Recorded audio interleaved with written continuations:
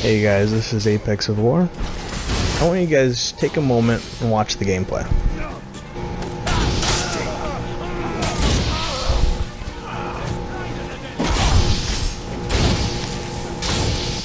This build I'm about to share with you guys, I can confidently say is the best build in the game.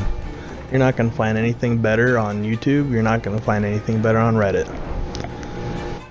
I've been able to take my tank build, improve on the tank ability of the tank build while incorporating the DPS of my melee build, all in one build.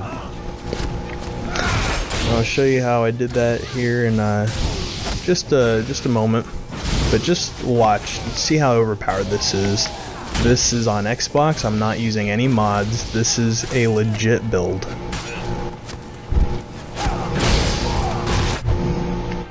Here's the equipment that I'm using for the build. This steel sword can be improved upon. There are better steel swords in the game. This is just the best that I've gotten my hands on. But what's important is the invigoration enchantment. That, along with the Ekimara decoction, boosts your damage by 10%. If you don't know how, I'll explain it a little later. This silver sword here is the best in the game. Try to get your hands on it if you can. The earth sign armor is crucial to this build. This build will not work with any other Witcher sets. I'm running deflection on my chest piece, so I don't have to worry about incoming arrows, especially in the Nilfgaard camp. What's so important about the Earth Sign set is the armor, the resistances to different damages that it provides.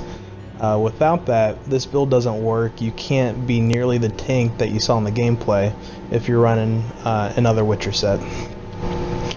Now the glyphs here, I just like to supplement the elemental damage. There isn't a lot of elemental damage reduction in the armor, so I just supplement it with the glyphs. You see a lot of armor, a lot of damage resistance there on the right. That in conjunction with other damage reduction abilities and decoctions, which I'll show you in just a bit, that really allows you to be the tank that you saw in the gameplay. Of course, a lot of vitality. Not a whole lot of sign intensity or DPS yet. Euphoria is not kicked in because I'm out of combat right now, but I'll show you what the DPS is like once you start combat. And now in the abilities here, the ability breakdown, I'm using all the strong attack abilities. With the earth sign armor, you don't want to be running fast attacks. It's going to be pretty useless. Run strong attacks with the earth sign armor, especially with the bear skull techniques, which I'll show you in a bit. You know, it really helps boost your DPS. Another thing to boost your DPS is adrenaline points, and these two abilities here help you to manage those ability points, or adrenaline points rather, and build them quickly and sustain them. And of course, deadly precision. It doesn't work on the guards, doesn't work on bosses, but it works on everything else. Now, the abilities heightened tolerance, acquired tolerance, and then metabolic control in the general tree. Those together allow you to run 4 decoctions. I'm running 4 decoctions in this build. You'll want 4 decoctions. Makes a big difference in your DPS. And here's synergy that allows me to boost my mutagen bonuses. Protective coating here, that grants you a lot of damage resistance. You want to make sure that you've got the right coating for the right enemy, and but it's a very big difference if you have it up compared to when you don't have it up, so make sure you got the right oil for the fight.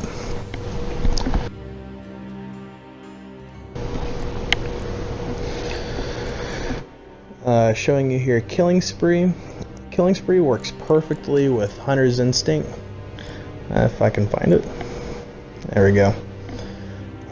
Those two work perfectly together. Killing Spree boosts my crit chance whenever I get a kill, and Hunter's Instinct boosts my crit damage considerably when I'm rolling with 3 adrenaline points. It makes a big difference in your DPS. It's really nice to have. Now I'm using this here so my oils don't run out. You could use poison blades instead. I just like not having to continually reapply oil every time it runs out. But if you don't mind it, you can run poison blades, not a big deal. And I get a lot of questions about synergy. How do I get the 60% attack power? That's synergy there in the alchemy tree. Bear school techniques, of course, and lastly, metabolic control, which I just mentioned about that. This is what helps you be able to run 4 decoctions. Now, surprisingly for this build, I can run Euphoria and still be a ridiculous tank. I don't need the ability on the bottom right, mutated skin, not necessary. You can still be a ridiculous tank and run Euphoria and put out awesome damage.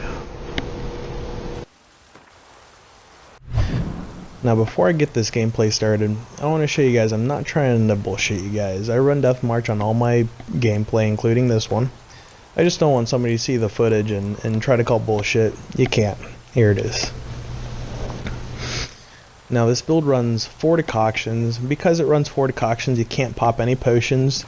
You don't need to with this build, really. Now, the decoctions I run are the Water Hag decoction, the Ekimar decoction, the Arcos decoction, which gives me additional damage reduction, and that's very important because it adds on top of protective coatings, and it adds on top of the damage reduction from your armor. And that's the other piece to that puzzle of how I can tank so well. Now, the thing here with the invigoration and the Ekimar decoction, the way that works is that with the Ekimar decoction, when I deal damage, I gain vitality back at a rate of 10%. So if I deal 10,000 damage, I gain 1,000 vitality back. When I'm at full health, that vitality gets picked up by the invigoration enchantment, and it converts it into damage on my next swing. So that's kind of how that 10% extra DPS plays in. I'm just showing here my DPS here at the start of battle with the Euphoria kicked in. Now I want you guys to notice the damage they're dealing to me, or the lack thereof. That's just how good this build can tank. Another nice thing about damage reduction is it helps keep your shield up longer. So instead of them being able to pop your shield with one hit, it takes multiple hits for them to take your Ken shield down.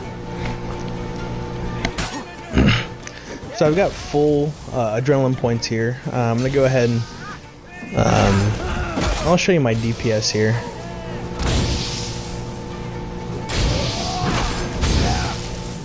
In just a moment.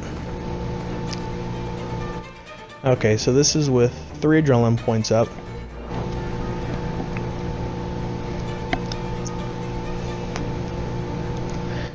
Now I'm gonna go ahead and start killing some guys, and that'll add to my crit chance through the killing spree ability. So kill this dude here. Go back to the stat sheet. Now instead of 15% crit, I should have 65%. And then there's the DPS associated with that.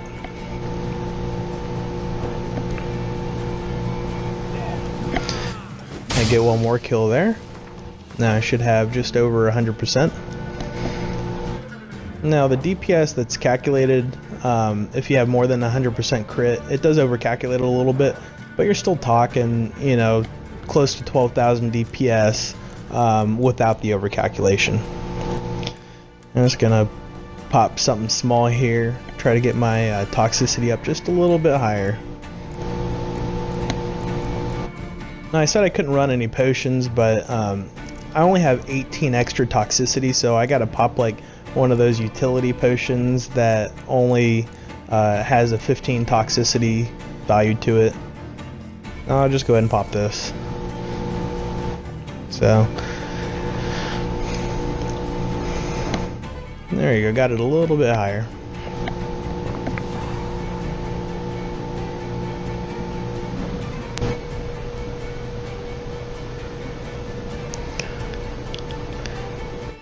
Anyhow, I'm gonna leave you here with the gameplay. Just watch how it works. I mean, you'll see that I can tank any of the hits. I can kill them quick. You know, my DPS is just as much DPS as my melee build, and can tank better than the tank build.